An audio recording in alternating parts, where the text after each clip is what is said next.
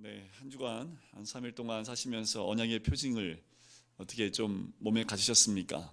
믿음의 길을 가는 자들에게는 항상 이 언약의 표징이 있을 수밖에 없습니다. 구약에는 육신의 할례에 대한 부분이 나오지만 신약에 넘어오면서 마음의 할례에 대한 부분으로 그 할례 부분이 바뀌지요. 매일 예수 그리스도를 따라가는 모든 백성들에게는 이 할례, 마음의 할례에 대한 증거가 있을 수밖에 없습니다. 하루 수없이 계속해서 우리의 마음에 죄가 들어오기 때문에 그 죄를 잘라내지 않으면 늘 우리는 이 삶 가운데 그리스도의 도를 따라가기가 힘든 모습이 우리들의 모습입니다. 그래서 우리 삶 가운데 늘 이 마음의 할례 가운데 나가면 이 흔적들이 우리 삶 가운데 남게 되는 거지요. 그래서 오늘 이 한 주간 가운데에도 우리 모든 성도님들이 그 마음의 할례뿐만 아니라 삶 가운데 예수 그리스도의 그 길을 따라가면서 아직 잘라내지 못한 거 있으면 잘라내지는 한 주간이 되었으면 좋겠습니다. 가장 잘라내기 힘든 게 뭔지 아시죠? 네, 성깔입니다. 그건 참 안 잘라져요, 그죠? 네, 그거는 정말 몇 번을 잘라내도 그렇게 잘 자라는지 모르겠어요, 그죠? 네, 하지만 우리가 주님 오실 때까지 늘 투쟁하고 싸워야 될 것은 내 내면의 죄입니다. 이것을 또 잘라내지 않으면 그것이 언젠가 또 나를 덮어서 그리스도의 길을 따라가지 못하게 하는 거지요. 빌립보서 말씀을 보면 가장 중요한 한 주제가 있습니다. 오늘부로 이제 빌립보서의 딱 반을 끝내게 되는 거지요. 전반부를 보면 가장 중요한 주제가 이겁니다. 복음에 합당하게 사는 것. 이것이 바로 전반부에 나오는 가장 핵심적인 주제 가운데 하나라고 할 수 있죠. 복음에 합당한 삶을 사는데 중요한 한 축이 되는 것이 무엇이냐면 연합하는 것이고 하나 되는 것입니다. 근데 이 연합하고 하나 되는 것을 힘써 지키려고 하는데 무엇보다 중요한 것이 있다면 겸손한 마음이 중요하다는 거지요. 그런데 우리 본성 자체가요, 겸손하기 참 어렵습니다. 겸손을 좋아하는 사람들이 참 없다라는 거지요. 그래서 날마다 우리가 누구를 묵상해야 되냐 하면 예수님을 묵상하는 삶을 살지 않으면 내 삶에 이 겸손한 삶이 들어오기가 참 어렵습니다. 그래서 성경은 예수 그리스도의 마음을 품고 겸손을 잘 지키라고 권면하고 있는 겁니다. 자, 우리가 저번 주와 그 이전 이 두 주를 거쳐서 예수님의 삶에 대한 이야기를 함께 나눴습니다. 예수님이 어떻게 하셨습니까? 자기를 비워서 종의 형체를 가지시고 십자가에 죽기까지 복종하셨지요. 이것을 통해서 구원의 참길을 우리에게 열어주셨습니다. 그 말은 또한 이어서 우리로 하여금 구원을 이루라고 말씀을 하지요. 구원을 이루는 삶이 무엇을 의미합니까? 바로 예수님이 살아가신 이 삶을 이루어 나가고 내 삶 가운데 이 삶을 살아내는 것을 구원을 이루는 것이다 라고 이야기하는 거지요. 자, 구원을 이뤄가는 구체적인 표현 중에 하나를 사도 바울이 마음에 드는 생각을 다스리는 것으로 이야기합니다. 그것이 무엇이냐면 시비를 멈추라는 것이지요. 또한 그 마음부터 나오는 입술을 다스리는 것에 대해서 얘기합니다. 그래서 무엇을 그치라고 얘기합니까? 원망을 그치라라고 얘기하지요. 그렇게 할 때 우리는 하나님의 자녀로 나타날 수 있는 겁니다. 그리고 이 세상의 빛으로 생명의 말씀을 밝히게 될 수 있는 거지요. 그런데 오늘 본문에서 갑자기 두 사람의 이야기가 나옵니다. 이 성경 말씀의 흐름 가운데 이렇게 귀중한 말씀들에 이어서 나가야 될 말씀이 연결되어야 될 텐데 갑자기 두 사람이 등장을 하는데 디모데와 에바브로디도가 나옵니다. 갑자기 뜬금없이 흐름에 맞지 않게 나오는 것 같아요. 갑자기 두 사람이 나오면서 이 두 사람을 빌립보 교회에게 보내겠다라고 말씀을 합니다. 그리고 그들에게 이들을 보내는 것이 나의 원함이다 라고 이야기를 하지요. 이 두 사람은 바울이 함께 동역했던 동역자들입니다. 복음을 위해서, 그리스도를 위해서 함께 동역했던 사람들입니다. 이들은 복음의 삶이 무엇인지를 삶을 통해서 드러낸 사람이죠. 어떻게 알 수 있습니까? 사도 바울의 가장 가까운 사람이었습니다. 디모데는 2차 선교 여행 때부터 함께 동역했던 사람이지요. 에바브로디도는 빌립보 교회에서 파송을 받아서 사도 바울을 섬기라고 보낸 사람이 이 에바브로디도입니다. 당시에 이 로마 시민권을 갖고 있는 사람은요, 감옥에 들어갈 때 함께 들어갈 수 있는 사람이 몇 명이 있습니다. 주치의를 데려갈 수 있고요, 함께 섬길 수 있는 노예를 데려갈 수 있는 특권이 시민권을 갖고 있는 사람한테 있어요. 그러면 그 로마 시민권을 가진 사람은 감옥이 좋은 데 들어갈까요? 그렇지는 않습니다. 그 경중에 따라서 빛이 들어오지 않는 저 지하 감옥에 들어갈 수 있습니다. 그러면 나머지 따라 들어가는 사람 다 어디로 들어가야 돼요? 그리고 따라 들어가야 되는 거예요. 자기 주인이 그 시민권을 가진 그 사람이 고난을 겪으면 함께 들어간 사람도 똑같은 고난을 겪어야 된다는 거지요. 바로 이 두 사람은 사도 바울과 함께 그 모든 과정을 함께 겪은 사람입니다. 얼마나 하나님의 말씀을 따라 또한 복음에 합당한 삶을 사는지 사도 바울이 곁에서 보았던 사람이라는 거지요. 아마도 사도 바울이 이 두 사람을 갑자기 이야기하는 것은 복음에 합당한 삶을 사는 사람 두 사람을 너희한테 소개하고 싶다라는 거지요. 그리고 그 두 사람을 너희한테 보내고 싶다라는 겁니다. 저는 누구를 보내야 될까요? 수협에 나오신 분들은 다 이 디모데와 에바브로디도와 같지 않을까. 수협에 나오신 분들 참 귀해요. 왜냐하면 이 시간 나온다는 거 쉽지 않거든요. 직장에서 일을 하고 무거운 몸을 안고 이곳에 나오기도 쉽지 않고요. 또 나오고 싶지만 나올 수 없는 환경 가운데 지금도 일하고 계신 분, 지금쯤 끝나고 오시는 분들 너무나 많지요. 아마도 저도 어느 교회인가 파송하고 싶다면 이 수업에 나오시는 분들을 보내면 어떨까? 수업에 나오시는 분들이야말로 그 말씀대로 순종하려고 노력하는 분들이 아닐까 하는 생각을 해봐요. 자, 오늘 첫 번째 한 사람 디모데를 소개를 합니다. 19절에 보면 이렇게 나오지요. 내가 디모데를 속히 너에게 보내기를 주 안에서 바람은 너희의 사정을 알므로 안위를 받으려 함이라 라고 얘기합니다. 디모데를 어떻게 보내요? 빨리 보내고 싶어요. 곧 보내고 싶어요. 그렇게 디모데를 빨리 너희한테 천구하고 싶다라고 그 마음을 이야기합니다. 그런데 디모데를 어떻게 소개하고 있냐 하면 20절 말씀을 같이 읽어볼까요? 시작. 이는 뜻을 같이하여 너희 사정을 진실히 생각할 자가 이 밖에 내게 없습니다. 왜냐하면 디모데는 빌립보 도시에 들어가서 함께 사도 바울과 함께 복음을 전했던 사람이기 때문에 그렇습니다. 사도 바울과 함께 복음을 전하면서 바울이 어떻게 그 도시에 교회를 세웠는지 처음부터 봤던 사람이 이 디모데예요. 그리고 아마 이 빌립보 성도들은 디모데가 누구인지 다 알 겁니다. 빌립보 성도를 바울과 똑같은 마음으로 생각하고 사랑하고 아끼는 사람이 이 디모데라고 사도 바울은 소개하고 있는 거지요. 너희 사정을 진실히 생각할 자가 이밖에 없다라고 이야기하는 거지요. 그런데 한 단어가 있어요. 그 앞에 보면 사도 바울이 디모에 대해서 이렇게 얘기합니다. 뜻을 같이 하는 동역자라고 소개하고 있다는 거지요. 참 중요합니다. 함께 주의 일을 감당할 때 뜻을 같이 하는 것이 얼마나 중요한지 모르겠습니다. 뜻을 같이 하는 것, 주의를 한다고 하지만 서로 뜻이 다를 수 있기 때문에 그래요. 근데 사도 바울은 디모데는 뜻을 같이 하는 사람이다라고 소개를 합니다. 자, 주의를 해도 뜻이 같지 않을 수 있는 그 예가 뭐냐면 사도 바울이 제2차 선교여행 때 바나바와 크게 다툽니다. 2차 선교여행을 떠나려고 하는데 마가 요한을 데리고 가자는 바나바의 말에 사도 바울이 찬성하지 않습니다. 끝까지 대립하다가 어떻게 됩니까? 갈라서죠. 바나바는 바나바의 길로, 사도 바울은 실라를 선택해서 또 다른 지역으로 서로 갈라서 갑니다. 서로 뜻은 맞았어요. 무슨 뜻이 맞았습니까? 선교의 길을 맞았지만 그 길을 떠나는 데 있어서 하나의 뜻이 맞지 않으니까 갈라지게 됐다라는 거지요. 서로 주신 하나님의 뜻이 다르다고 생각할 수도 있다라는 겁니다. 하지만 여기서 말하는 뜻이 무엇일까라는 거지요. 자, 이 뜻이 무엇일까? 중요한 것은 각자가 받은 은사와 비전일까라는 거지요. 각자가 받은 비전과 은사를 강조하게 되면 서로 같은 길을 가다가도 떨어질 수 있는 것이 비전과 은사입니다. 여기서 말하고 싶은 뜻은 서로 의기투합하는 정도의 뜻일까요?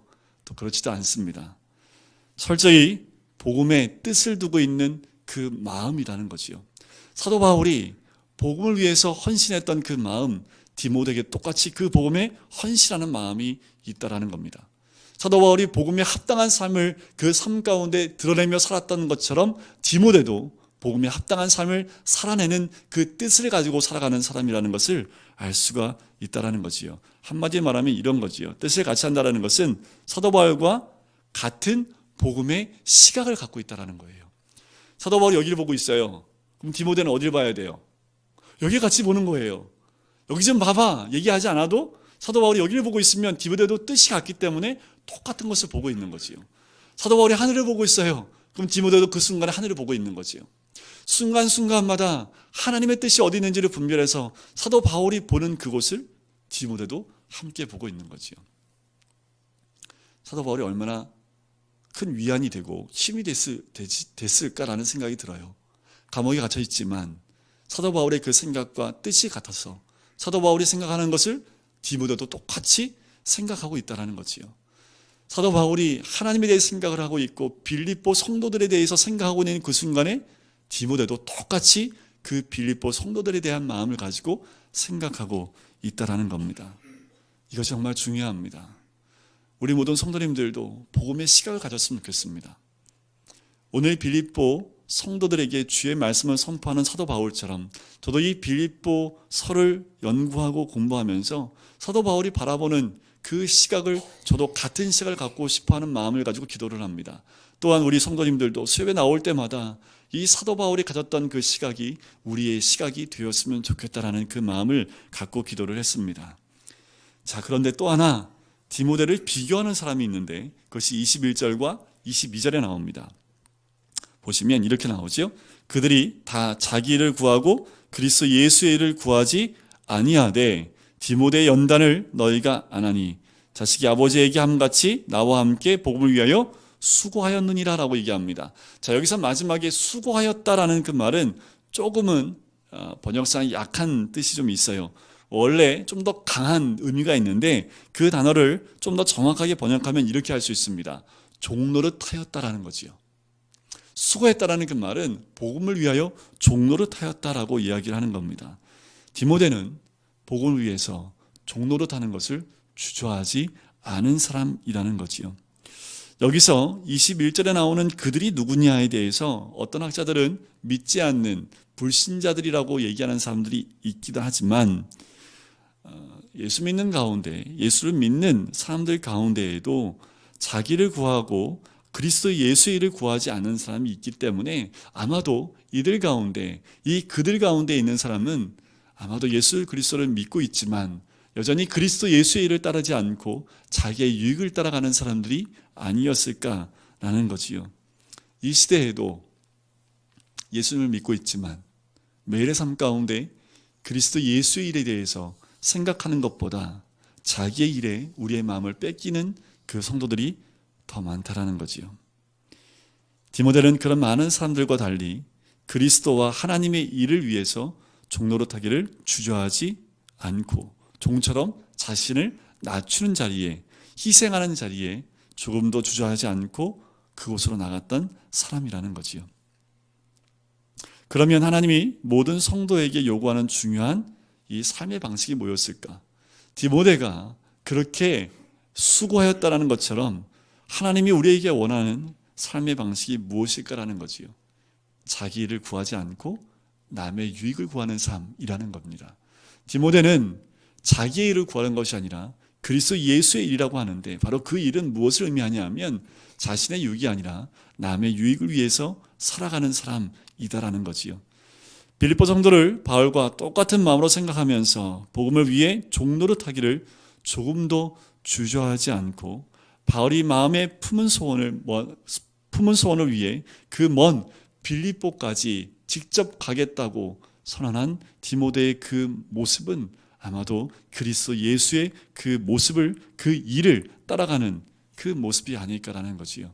하나님 우리에게 원하시는 그 삶, 하나님 우리에게 정말 원하시는 것은 디모데처럼 그렇게 그리스도 예수의 일을 우리 삶 가운데 이루어내는 거지요.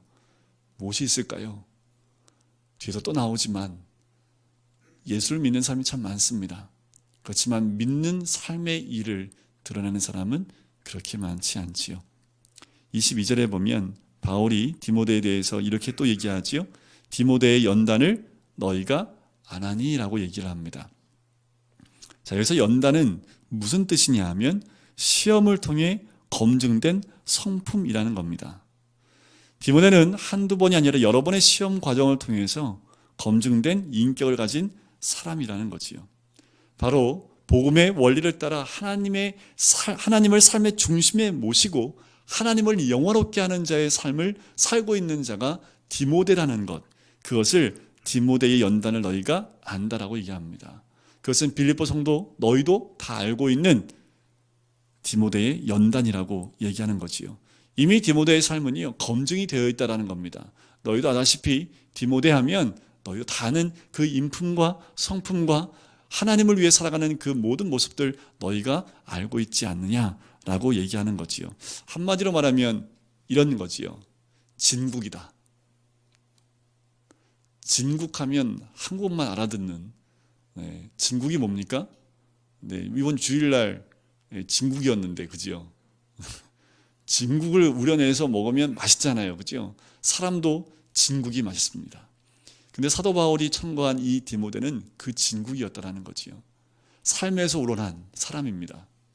디모데는 입으로만 살아가는 인생이 아니라 그 삶을 통해서 삶에 오는 여러 가지 고난을 통해서 그의 삶 가운데 그 진국처럼 하나님의 말씀을 삶으로 살아냈던 사람이 디모데라는 거지요. 결코 쉽지 않습니다.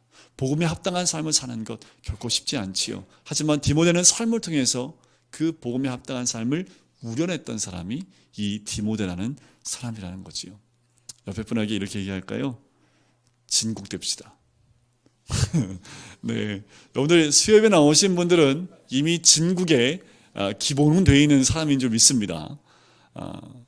시간이 갈수록이요, 세월이 갈수록 진국이 되어 있는 사람 만나는 것이 좀 더 어려워지는 세대가 되지 않나라는 생각이 들어요.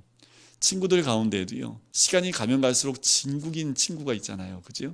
그러면 평생을 같이 만나고 싶은 사람이 있을 수 있습니다. 신앙인도 마찬가지라는 거지요. 디모데는 그와 같은 사람입니다. 제가 디모데가 돼야 되겠지요.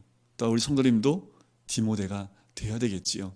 디모데가 그렇게 살아간 것처럼 눈을 뜨고 내가 디모데와 같은 진국이 될 뿐만 아니라 내 주위에 또한 진국 같은 디모데가 또 어디 있을까, 우리 주변에 좀 둘러보면 좋지 않을까라는 생각이 듭니다. 자, 이제 두 번째 인물이 나와요. 두 번째 인물의 이름은 에바브로 디도입니다. 이 사람은 이름을 보니까 이방인임에 틀림이 없습니다. 아마도 에바브로 디도라는 사람은 그리스도 안에서 형제된 자이고, 또한 우리가 25절에 보면 사도 바울이 이 에바브로 디도에 대해서 이야기하는 것이 나오죠. 그는 나의 형제요, 함께 수고하고 함께 군사된 자요, 너희 사자로 내가 쓸 것을 돕는 자라라고 이 에바브로 디도에 대해서 사도 바울이 이야기를 하고 있습니다. 바로 이 에바브로 디도는 사도 바울이 겪었고 또한 함께하면서 그는 복음을 위해서 군사된 자로, 또 함께 수고할 뿐만 아니라 너희들이 보낸 사자로서 그 모든 역할을 감당했던 이 에바브로 디도다라고 얘기하는 거지요. 이 26절에 보면 이 부분에 대해서, 특별히 에바브로 디도에 대한 특징에 대해서 26절에 얘기하고 있는데, 26절을 같이 한번 읽어볼까요? 26절 말씀입니다. 시작. 그가 너희 무리를 간절히 사모하고,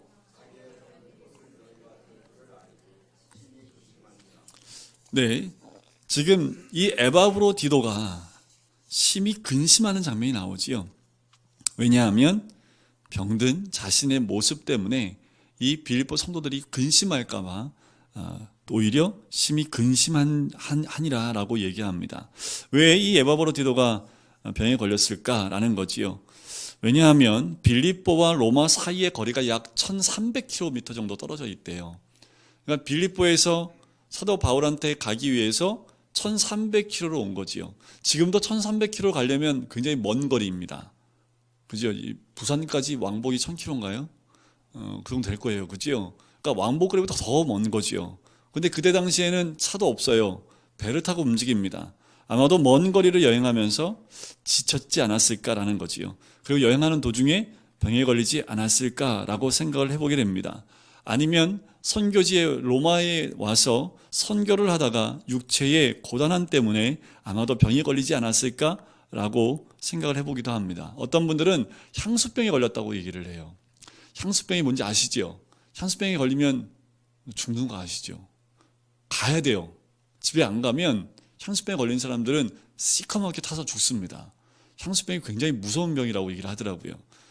먼 나라에 가서 오래 살아본 사람들만 느낄 수 있는 향수병 걸리면은 그냥 가야 된대요. 그런데 어떤 분이 그렇게도 얘기하는데 하여튼 사도 바울이 보기에 그를 돌려보내야 되는데 이제 많이 좋아졌다라는 거지요. 다시 돌아갈 만큼, 다시 로마에서 빌립보까지 가려면 몇 킬로 또 가야 돼요? 1300킬로를 또 가야 되는데 돌아갈 만큼 몸이 다시 회복됐다라고 이야기를 합니다. 에바브로디도는 아마도 자기 고향 사람들을 그리워한 것 같습니다. 오히려 그들을 걱정하는 그의 모습이 보이지요. 사람이 병에 걸리면 어떻습니까? 남 걱정해요? 내 걱정해요? 병 걸리면 다 귀찮지요. 옆에서 뭐라고 해도 다 귀찮아요. 의기소침해지고 인생의 모든 모습들 가운데 다 끊어버리고 싶은 마음인데 오히려 이 에바브로디도는 어때요? 자기가 고통 가운데 있으면서 누구를 더 걱정해요? 빌립보 성도들을 더 걱정하는 모습이 있다라는 거지요. 그뿐 아니라 바울 자신도 이 에바브로디도 때문에 근심했다라고 나옵니다. 27절에 보면 그가 병들어 죽게 되었으나 하나님이 그를 긍휼히 여기셨고 그뿐 아니라 또 나를 긍휼히 여기사 내 근심 위에 근심을 면하게 하셨느니라 라고 얘기하지요. 에바브로가 병들었기 때문에 사도 바울도 근심했다라고 이야기합니다. 그리고 그가 병든 소문을 빌립보 교회가 들었기 때문에 또한 근심하고 염려하고 있다라고 이야기하는 거지요. 한번 볼까요? 우리는 무엇을 염려하십니까? 무엇으로 이 시간까지 근심하고 여기까지 오셨나요? 사도 바울과 이 에바브로디도를 보니까 이들이 근심하는 건 딱 하나밖에 없습니다. 누구 때문에 근심해요? 빌립보 성도 때문에 근심하는 거지요. 근심이 자기한테 있지 않습니다. 이들이 갖고 있는 근심은 그 공동체에 있다라는 거지요. 나 때문에 그들이 근심할까 봐 오히려 더 근심하고 있다라는 거지요. 이웃에 대한 근심이 그들 가슴에 꽉 차 있다라는 겁니다. 자, 이 말은 거꾸로 보면 이렇습니다. 우리가 믿음이 있는 믿음의 공동체 안에 들어와서 어떤 것에 근심과 염려가 있어야 됩니까? 내 이웃에 대한 염려가 있어야 된다는 거예요.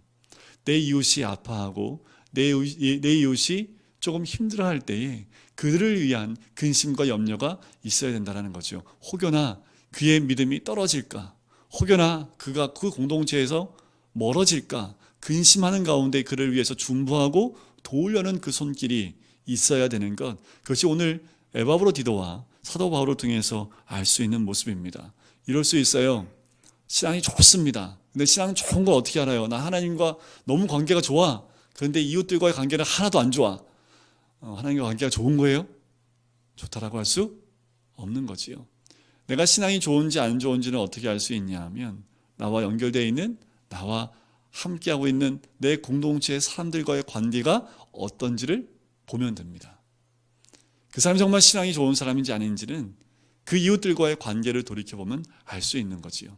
아무리 그 사람이 신비한 체험을 하고 아무리 하나님을 보았을지언정 그가 관계하는 모든 이웃 사람들이 그를 보면서 정말 저 사람은 그리스도인이야 라고 말하지 않는다면 아무리 신비한 체험을 해도 아무 소용이 없다라는 거지요.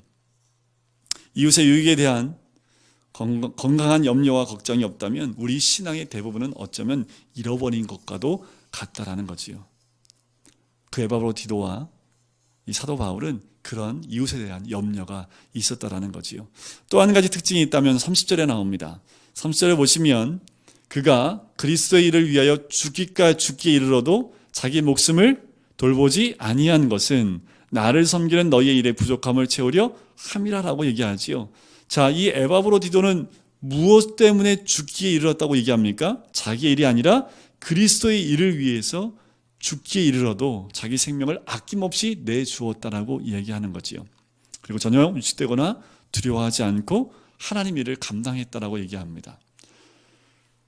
1660년부터 1688년까지 한 28년 정도, 30년이 채 되지 않는 세월 동안에 장로교 종교개혁이 성공했던 스코틀랜드에서요, 이 기간 동안에 약 2만 명의 순교자가 나왔다고 합니다.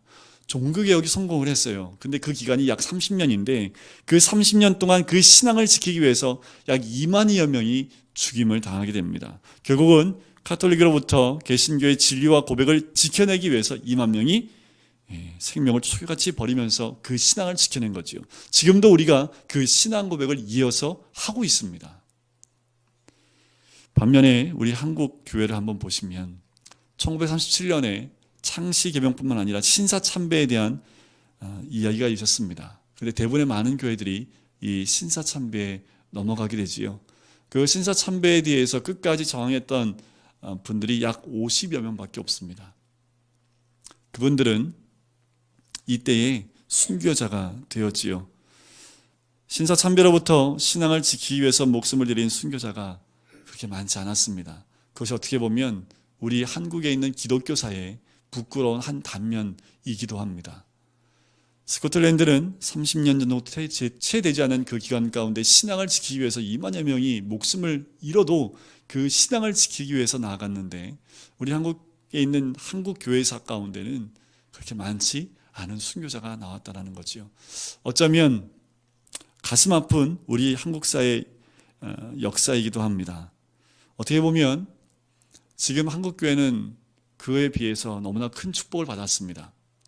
전 세계에서 이루지 못할 만큼 짧은 기간 가운데 큰 부흥을 이룬 나라가 우리나라가 참 유일합니다. 세계 기독교 역사상 가운데 한국처럼 짧은 시기에 이렇게 갑작스러운 부흥을 맞이한 나라는 우리나라가 유일하다고 합니다. 그런데 정말 더 안타까운 것은 신앙의 깊이는 더 얕아지지 않았을까라는 생각이 들어요. 시간이 갈수록 신앙이 더 깊어져야 되는데, 어쩌면 우리들의 삶 가운데 자기 중심적이고 이기적이고 세상 욕망과 부여 앞에 우리의 마음을 너무 쉽게 빼앗기고 우리의 신앙을 너무 쉽게 빼앗겨 버리지 않았는지, 너무나 많은 사람이 예수 믿고도 자기 일을 구하고 자신이 원하는 삶을 구하며 살고 있지 않은지, 생명을 드리면서까지 주님을 기뻐하는 삶을 살아내려고 고난 가운데 가는 사람은 찾아보기 정말 힘든 세대가 되어지고 있지 않은지 한번 생각해 보게 됩니다. 저는 목사입니다. 목사인 저도 또한 이 말씀을 지켜내기 위해서 얼마나 내 스스로 주의 말씀 앞에 무릎 꿇고 또한 고난의 길을 가고 있는지 내 자신을 또한 돌아보게 됩니다. 또한 우리 금강교회에 있는 모든 성도님들이, 우리 수협에 나오는 모든 성도님들이 어떠한 고난과 어떠한 수고를, 또한 어떠한 믿음의 대가를 지불하더라도 그 믿음을 지키려고 하는 그 마음이 있다면 어쩌면 우리 교회 안에 다음 세대들이 그 믿음을 이어받을 수 있지 않을까라는 생각을 해보게 됩니다. 주일날 우리 청년부들 모아놓고 제가 호통을 한번 쳤어요. 너희들 안에 믿음이 있느냐? 너희가 예수 믿는 거 맞냐? 예수를 믿었다면 믿음의 증거를 보여야 되지 않느냐? 라고 제가 호통을 쳤어요. 주일날. 그러면서 또 이런 마음이 들어요. 그럼에도 불구하고 교회 나오는 청년들은 참 귀하다라는 생각이 듭니다. 우리 교회 나오는 청년들 어떻든 간에 교회 나와요. 우리 한 5, 60명, 60, 70명 되는데 우리 청년들은요 10명이 되잖아요. 그렇죠?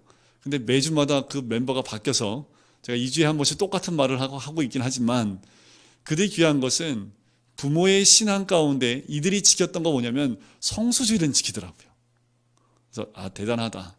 이거 하나는 제가 인정을 하고 있습니다. 그래서 이들에게는 싹이 보이더라고요. 그리고 이들을 통해서 하나님이 무엇인가 이루실 것이라는 그 기대감이 있습니다. 그래서 제가 주일날 좀 혼냈어요. 그 기대감이 있기 때문에.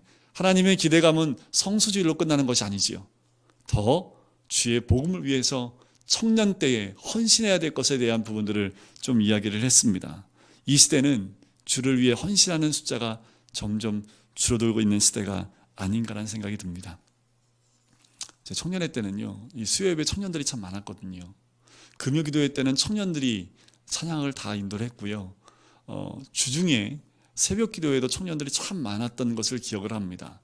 그런데 우리 교회뿐만 아니라 많은 교회 안에 깨어있는 청년들이 참 많이 있지 않는 모습을 발견하게 됩니다. 제가 그래서 우리 교회 청년들 좀 깨우려고요. 한 명 한 명 깨워가지고요, 이 자리에 나올 수 있도록 한번 깨워보려고 합니다. 자, 이렇게 에바브로디도와 디모데를 청거를 해요. 저도 이 디모데와 에바브로디도와 같은 사람을 청거할 수 있는 그 위치에 쓸 수 있을까라는 생각을 해보게 됩니다. 왜냐하면 사도 바울이요, 이 두 사람을 청거하는데 이 두 사람이 어떤 사람이냐면요, 이런 거죠. 내 오른팔과 왼팔입니다. 마음을 함께 할 수 있는 사람이에요. 힘들고 어려울 때 나와 마음을 함께하고 뜻을 함께하는 단 한 사람만 있으면요, 살아갈 수 있습니다. 숨을 쉴 수 있고요, 힘을 낼 수 있어요. 아무리 고난이 오고 복음 때문에, 믿음 때문에 아무리 고난이 와도 그 믿음 때문에 함께 고난받는 나와 같은 한 사람만 있으면 힘을 낼 수 있지요. 그런데 그 한 사람 한 사람인 디모데와 에바브로디도를 떠나보내는 거지요. 이거 아무나 할 수 있는 거 아닙니다. 자기 옆에서 정말 자기와 함께 이 믿음의 고난 가운데 함께 가는 그 두 사람인데 그 두 사람을 다 보내버리는 거지요. 누구 때문에요? 빌립보 성도들 때문에 그렇습니다. 그 사람들 너무 사랑하니까 내 살을 베는 것 같은 아픔이 있다 할지라도 내가 정말 사랑하는 그 두 사람을 보낼 수 있다라는 거지요. 사도 바울은 자기의 모든 것을 희생하는 것 같은 그 모습으로 이 사람들을 떠나 보내게 되는 거지요. 우리에게도 이런 마음이 있었으면 좋겠다는 생각이 들어요. 우리에게도 이런 하나님의 믿음을 가지고 고난 가운데 가진 분들, 이분들은 어디 가나 무인도에 가도 이분들은 교회를 세울 분들이지요. 이런 분들이 우리 교회에도 좀 채워졌으면 좋겠다는 생각이 듭니다. 그리고 또 이런 분들이 나아가면 믿지 않는 자들에게 본된 모습으로 많은 자들을 주께로 인도하게 될 줄 믿습니다. 마지막으로 한 가지만 같이 봐야 될 부분이 있는데요, 이런 부분이에요. 오늘 본문에서 3번이나 반복되는 구절이 있습니다. 보시면 19절에 보시면, 그리고 24절에 보시면, 그리고 29절에 보시면 똑같은 말이 반복됩니다. 뭐가 반복되나요? 주 안에서라는 말이 반복된다는 거지요. 사도 바울이 편지 쓴 내용 가운데 로마서부터 빌레몬서까지 13편의 편지 가운데 가장 많이 반복되는 말이 주 안에서, 주 예수 안에서, 주님 안에서라는 그 표현입니다. 바로 바울은 자기 형편을 그리스도 안에서 바라보고 있다라는 거지요. 그래서 자신의 형편 가운데 있는 모든 것들을 새롭게 볼 수 있는 눈이 열렸다라는 겁니다. 사도 바울은 환경 보지 않습니다. 무엇을 통해 알 수 있어요? 빌립보 도시에서 복음을 전하다가 감옥에 갇혀 있을 때 사도 바울의 모습을 보면 알 수 있지요. 사도 바울은 자신에게 처한 환경을 보지 않고 주님 안에서 환경을 바라봅니다. 우리가 이 눈이 뜨여지지 않으면 내 삶에 고난이 왔을 때 잘못된 선택과 잘못된 그 마음의 무너짐 가운데 믿음을 떠날 수 있다라는 거지요. 정말 중요한 것은 매 순간마다 우리가 주 안에 있다는 그 마음을 가지고 모든 환경과 사건을 바라보기 시작하면 마음의 소망과 기쁨을 잃어버릴 수 없습니다. 나에게 어떤 고난이 와도, 나에게 어떤 아픔이 와도 내가 주 안에 있는 그 모습을 가지고 그 사건을 바라보기 시작하면 그 사건 안에서 역사하시는 하나님의 은혜를 볼 수 있는 거지요. 오늘 지금 사도 바울은 어디 안에 있어요? 옥중 안에 있습니다. 감옥 안에 있어요. 그런데 감옥 안에 있는 사람 같지가 않습니다. 왜냐하면 이 사람이 지금 감옥 안에 있는 이유가 뭐예요? 복음 때문입니다. 그럼 감옥 안에 누가 있는 거예요? 주 안에 있는 그 감옥이 바로 주 안에 있는 모습과 똑같다라는 거지요. 감옥이 힘들고 고난이 있어도 이것은 내가 주 안에 있는 거예요. 그러니까 어떻게 해요? 괴롭고 힘든 모습이 아닙니다. 이거는 넉넉히 이길 수 있는 거지요. 주 안에 있는 사도 바울의 그 관점은 그러하여금 어떤 소망도 이 기쁨도 잃어버리지 않는 이유가 됐다라는 거지요. 바로 사도 바울이 디모데와 에바브로디도를 볼 수 있었던 눈도 주 안에 있는 눈을 가지고 이 동역자들을 바라보기 시작했다는 거지요. 그래서 제가 이 안경을 그리스도 안에 있는 안경으로 좀 바꿔 끼고 여러분들 보면 여러분들 안에 숨어있는 디모데와 에바브로디도가 있지 않을까라는 거지요. 제 눈에 보이지 않는다는 건 뭐예요? 제가 주 안에 아직 있지 않다라는 거지요. 사도 바울은 주 안에 있었기 때문에 그 눈을 가지고 디모데를 봤고 에바브로디도를 보았다라는 겁니다. 그렇기 때문에 사도 바울은 그 기쁨을 상실하지 않았다라는 거지요. 아마도 사도 바울이 감옥 안에 있을 때 이 기쁨을 잃어버리지 않은 것, 사형 선고가 내릴지 모르겠지만 또 재판 가운데 어떻게 할지 모르는 그 상황 가운데서 또한 기쁨을 잃지 않았던 또 하나의 것은 무엇이냐면 이 동역자들이 있기 때문에 그렇습니다. 우리 교회 어려움이 있을 때 그 어려움을 극복하고 일어날 수 있는 것은 누구 때문이에요? 옆에 있는 믿음의 형제와 자매들 때문에 그렇습니다. 제가 힘들 때 제 옆에 누가 있어야 될까요? 이렇게 나요. 오늘 우리 장로님이 힘들 때 그 옆에 누가 있어야 됩니까? 저요. 우리 권사님들이 힘들어하고 아파할 때 누가 옆에 있어야 됩니까? 동역자인 우리들이지요. 우린 다 주 안에서 동역자인 줄 믿습니다. 우리가 서로가 디모데가 되어지고 에바브로 디도가 되어질 때 우리 안에는 삶에 설령 고난이 오고 아픔이 오고 또한 복음 때문에 살아갈 때 불이익을 당한다 할지라도 나와 함께하는 동역자가 있다면 그 어려움과 고난을 넉넉히 이겨내고 기쁨을 잃어버리지 않는다라는 거지요. 정말 익사이팅한 믿음은요, 함께 모였을 때 고난을 서로 나누는 거지요. 믿음의 공동체가 서로 모여서 항상 나누는 게 뭐냐면 오늘은 내가 이 할 일을 했어. 오늘은 내가 이 삶 가운데서 이런 할 일을 했어 하면서 자기가 할례했던 모든 것들을 나누는 거지요. 그 할례가 뭡니까? 고난 가운데 내가 잘라버린 것들을 나누는 거지요. 그럴 때 그 고난들이 서로 나눠질 때 서로 힘이 되고 서로 격려가 되는 거지요. 이런 동역자들 내 주위에 많을 때에 믿음의 삶의 기쁨이 상실되지 않습니다. 그런 분들, 또한 디모데와 같은 사람들, 에바브로 디도와 같은 사람들이 이곳에 나와 있는 모든 성도님 되시기를 주의 이름으로 간절히 축원드립니다.